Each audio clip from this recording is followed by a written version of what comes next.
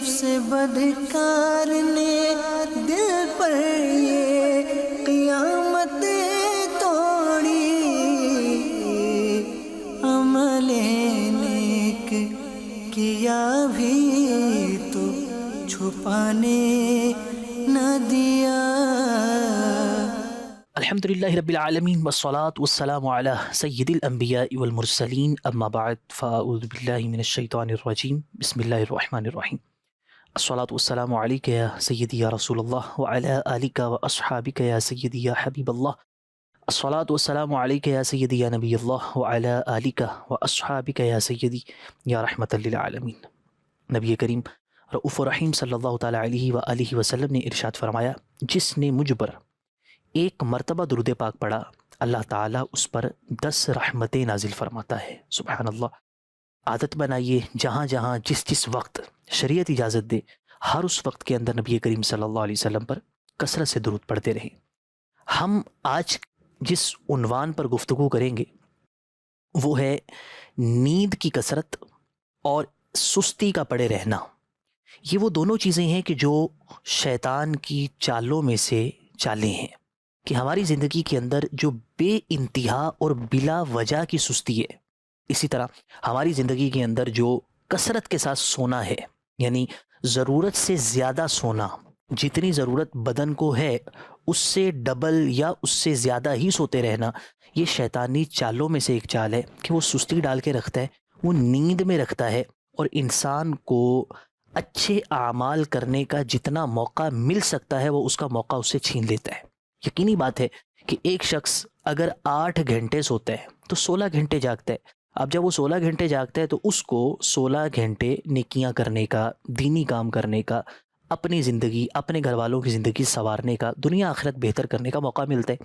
لیکن جو شخص 8 کی جگہ 10 گھنٹے سوئے گا، جو شخص 10 کی جگہ 15 گھنٹے سوئے گا، جو 15 کی جگہ اس سے زیادہ سوئے گا، تو اس کا جو جاگنے کا وقت ہے وہ اتنا کم ہو جائے گا۔ جب وہ اس کا اتنا وقت کم ہوگا تو اس کا نیکیوں کا دورانیہ اور دینی کام کرنے کا وقت وہ بھی کم ہوتا جائے گا۔ یاد رکھیے، سستی اور غفلت، سستی اور نیند کی کثرت، یہ دونوں تقریباً جڑی ہوئی چیزیں ہیں، اور ہمارا دین سستی کو، غفلت کو اور نیند کی کثرت کو پسند نہیں فرماتا۔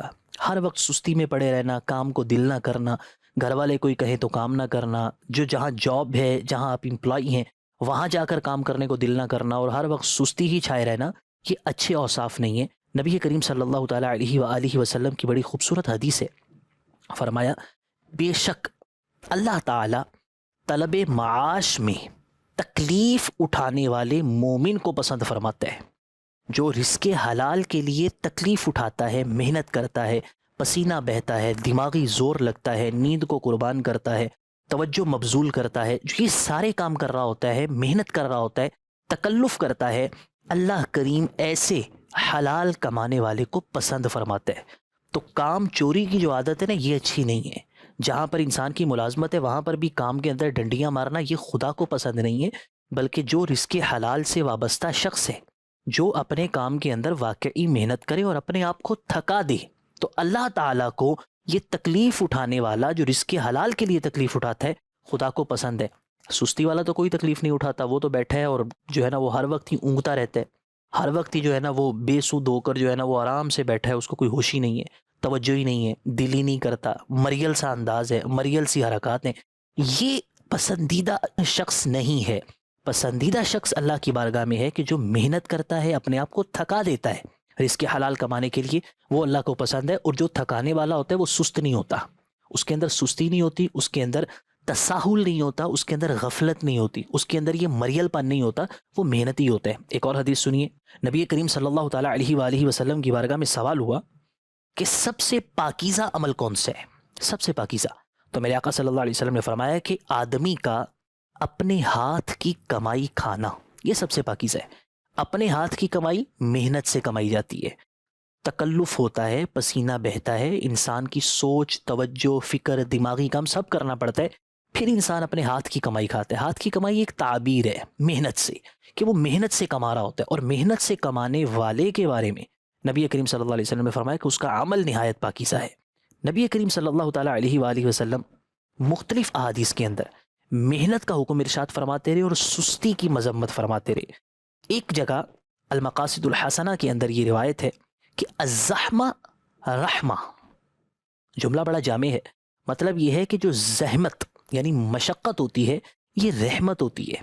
محنت کرتے ہیں آسانیاں آتی ہیں، محنت کرتے ہیں پھل ملتا ہے۔ تو یہ محنت کرنے والا مزاج یہ وہ ہے کہ جو ہمارا دین چاہتا ہے، لیکن ہمارے ہاں اس کا بالکل برعکس ہے۔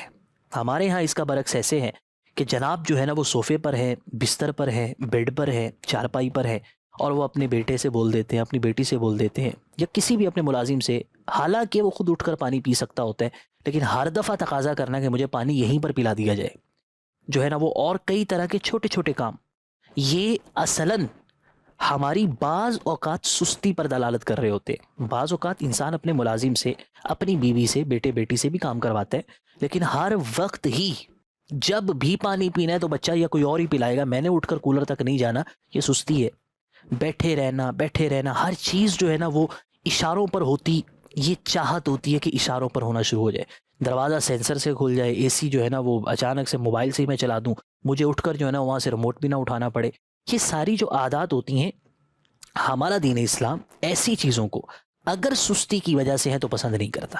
ویسے سہولت سے فائدہ اٹھانا یہ غلط نہیں ہوتا، لیکن طبیعت کے اندر سستی کا داخل ہو جانا اور سستی کے سبب یہ کام کرتے جانا یہ درست نہیں ہے۔ نمازوں کے اندر سستی، عبادات کے اندر سستی، ذکر الہی کے اندر سستی، اللہ تبارک و تعالیٰ کا پاکیزہ کلام قرآن پاک پڑھنے کے اندر سستی، ہر طرف سستی نظر آ رہی ہے۔ یعنی محض جہاں پر خواہش وابستہ ہے وہاں پر سستی نہیں ہے، لیکن جہاں دینی تعلیم، دینی احکامات اور دینی اوامر اور دینی نواہی کا تعلق آ جاتا ہے وہاں پر انسان سستی کا مظاہرہ کر رہا ہوتا ہے۔ قرآن پاک کے اندر نماز جو سستی کے ساتھ پڑھتے ہیں اللہ تعالیٰ نے بڑی سخت مذمت فرمائی۔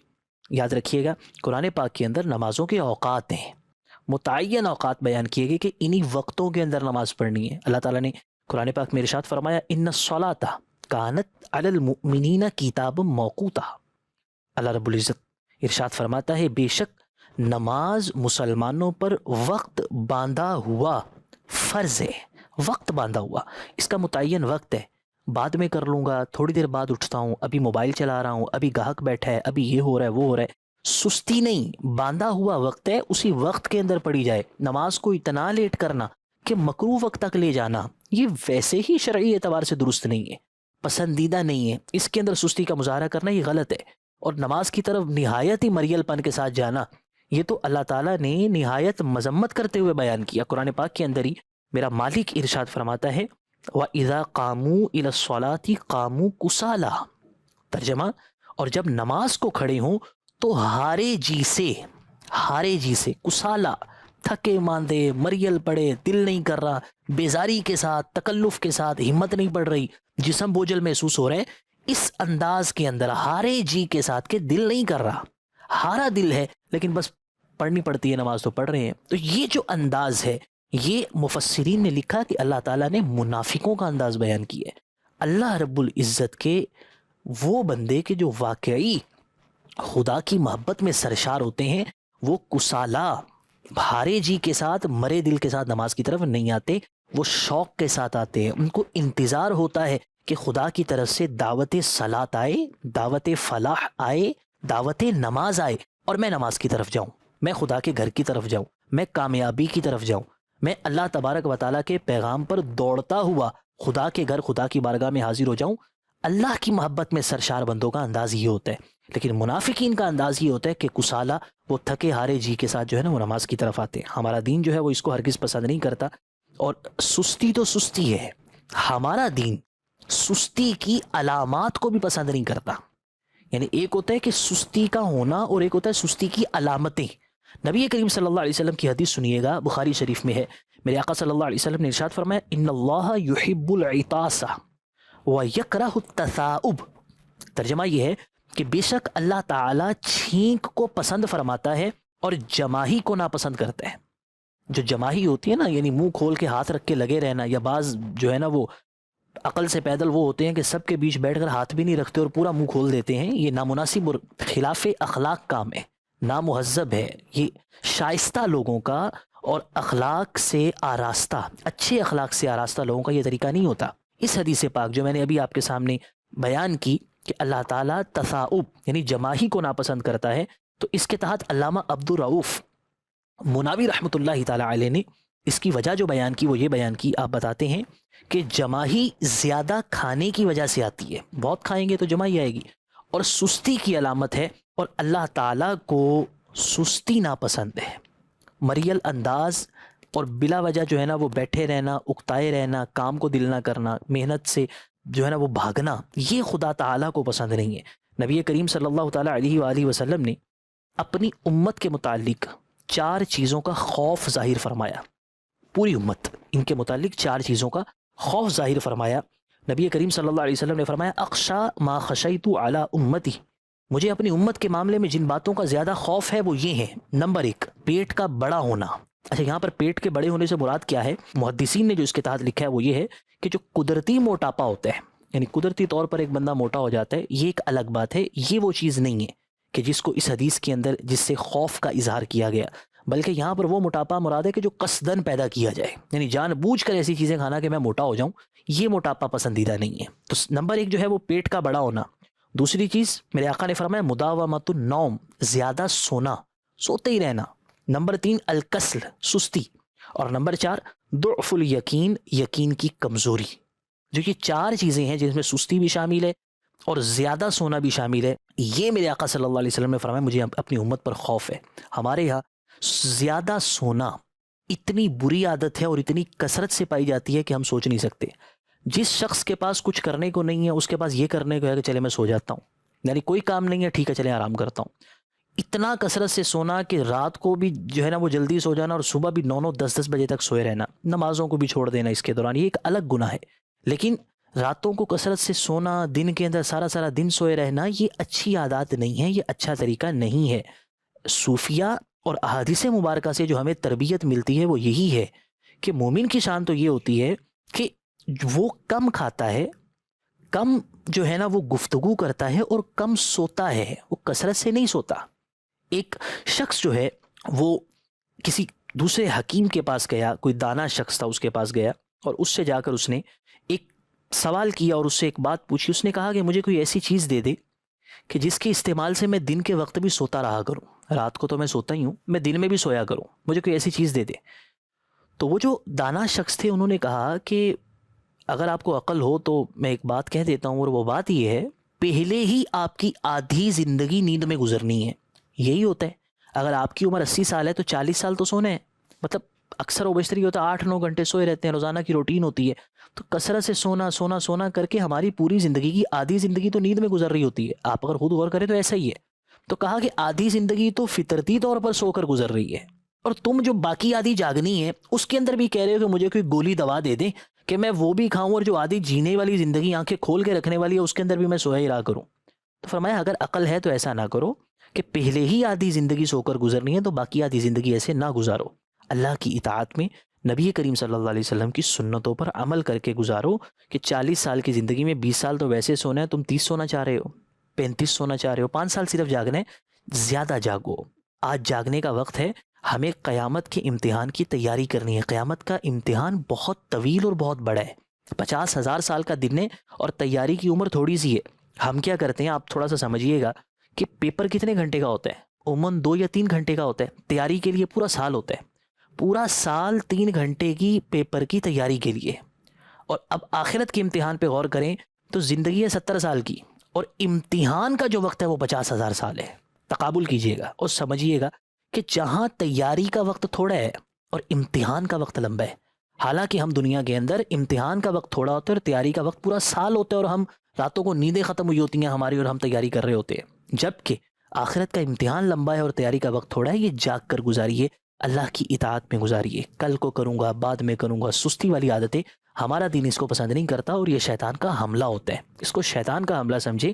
جتنا بدن کو ضرورت ہے نارملی ایک جوان شخص کے لیے 8 گھنٹے، ہر عمر کے اعتبار سے گھنٹوں کی تعداد مختلف ہو جاتی ہے، چھوٹے بچے کے لیے اور مقدار ہے، اس سے بڑے کے لیے اور ہے، نارمل ایج کے لیے 8 گھنٹے ہے، بوڑھا ہو جائے تھوڑا سا فرق پڑ جاتا ہے۔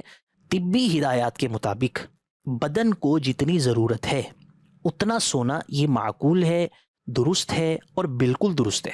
اس میں کوئی مذائقہ نہیں ہے، کوئی اعتراض نہیں ہے، لیکن اس سے بھی 4-4 6-6 گھنٹے اوپر سوئے رہنا یہ حماقت ہے اور شیطانی چال ہے۔ اللہ کریم ہمیں اس سے بچا کے رکھے، آمین بجاہ النبی الامین وصلی اللہ علیہ وسلم۔ نفس بدکار نے دل پر یہ قیامت توڑی، عمل نیک کیا بھی تو چھپانے نہ دیا۔